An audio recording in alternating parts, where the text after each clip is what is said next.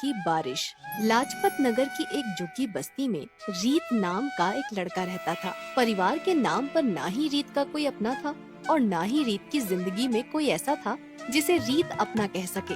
यही लाजपत नगर के अनाथालय में रीत की आँख खुली थी, जहाँ उसे पाल पोस कर बड़ा किया गया।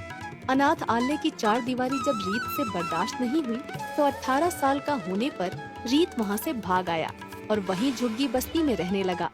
रोजी रोटी के लिए रीत सुबह स्टेशन पर चाय और अखबार बेचता और शाम को एक ढाबे में बर्तन धोता। वैसे तो रीत को परिवार की इतनी कमी नहीं खलती थी, क्योंकि बचपन से ही अकेले रहने के कारण उसने अकेले रहना सीख लिया था। लेकिन एक परिवार और माँ बाप की कमी उसे तब खलती जब भी कोई त्योहार आता। जब एक और आसपास के सभी लोग अपने परिवार के साथ त्योहार मना रहे होते थे और मजे कर रहे होते थे, तब दूसरी ओर बेचारा रीत अपनी झुग्गी में बैठा अफसोस और गम में डूबा रहता था। उसे देखकर आसपास की झुग्गियों में रहने वालों को बहुत तरस आता था। देवा रे देवा, इस नन्ही सी जान से तो भगवान ने बचपन भी छीन लिया और आई बाबा का प्यार भी। बेचारा त्योहार में भी दूसरों की बस शक्ल ताकता रहता है। एक बार दिवाली में रीत की बगल वाली झुग्गी बस्ती में रहने वाली औरत रीत को बुलाने आई। ए रीत बाबा, यहाँ काहे मुंह फुलाए बैठा हुआ है? चल हमारे साथ चल के दिवाली मना। चल, मैं तेरे को मस्त मिठाई खिलाती है। चल चल। उस औरत के इतना कहने पर रीत उसके परिवार के साथ दिवाली मनाने चला गया।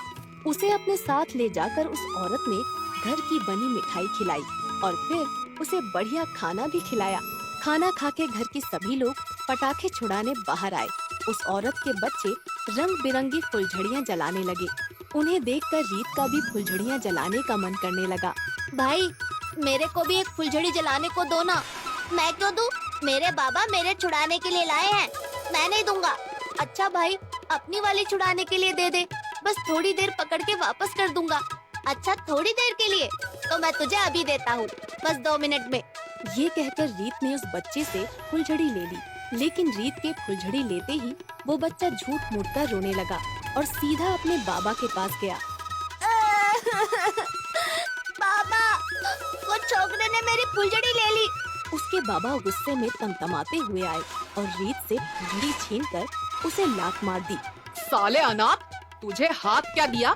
तू तो सिर चढ़ गया, मेरे छोकरे की फुलझड़ी छीनेगा?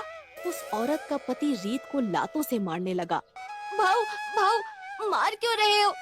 मैंने छीनी नहीं है, बस तेरे छोकरे से थोड़ी देर के लिए ली थी। आई शपथ। अच्छा, तो तू कहना चाहता है कि मेरा छोकरा झूठ बोलता है? साला एहसान फरामोश, भाग यहाँ से। आइंदा मेरी झुग्गी के आसपास भी दिख गया तो साले टांगे तोड़ दूंगा। आईजी की शपथ। रीत रोता रोता वहाँ से भाग आया और पास के ही गणेश पंडाल में जाकर बैठ गया। गुस्से में वो गणेश जी के सामने अपनी दास्तां सुनाने लगा। हे देवा, एक तो आई बाबा भी नहीं दिए, त्योहार में कोई साथ निभाने वाला भी नहीं दिया, ऊपर से आज एक परिवार के साथ दिवाली मनाने का मौका मिला तो तूने वो भी मुझसे छीन लिया। इतनी ही चिंता है तुझे अपने भक्तों की।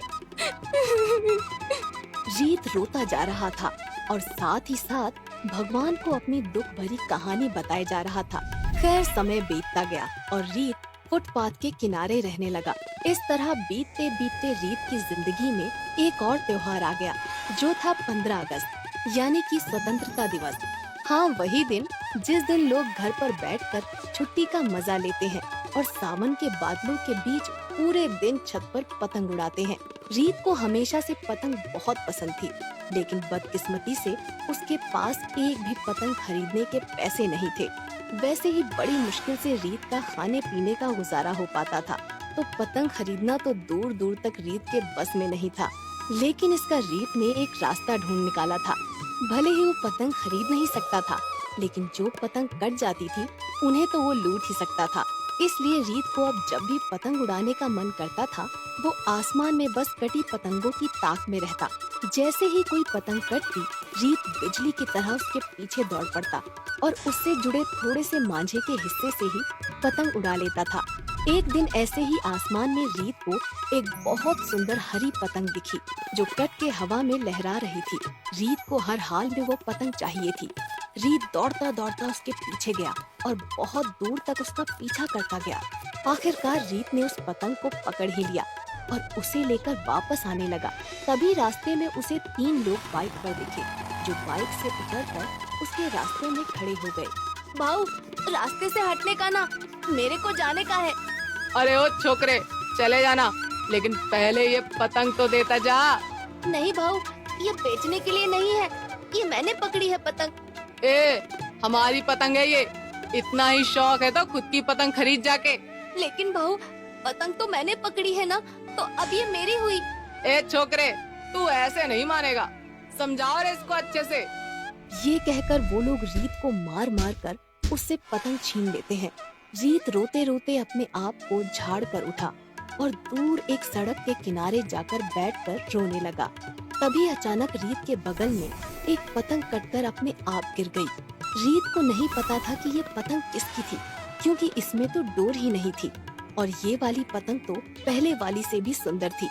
सुनहरी रंग की बिल्कुल सोने की तरह पतंग, लेकिन वो पतंग बहुत भारी थी।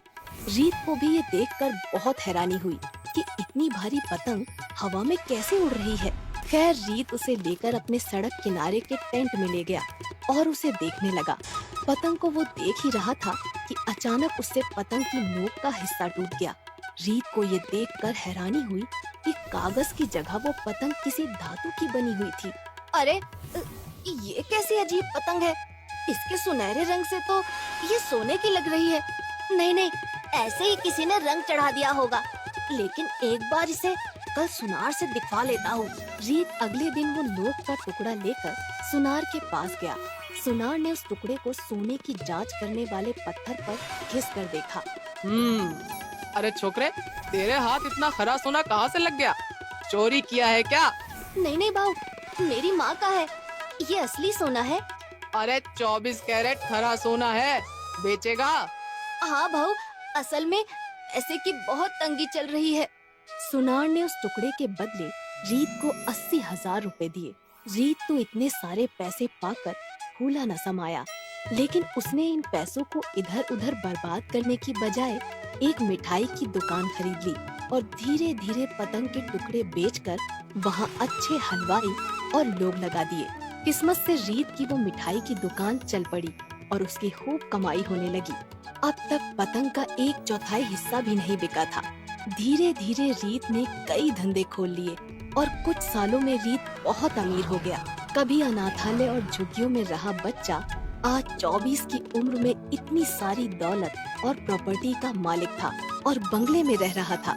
भगवान ने जब छीना तो उससे सब कुछ छीन लिया और दिया तो सब कुछ दे दिया।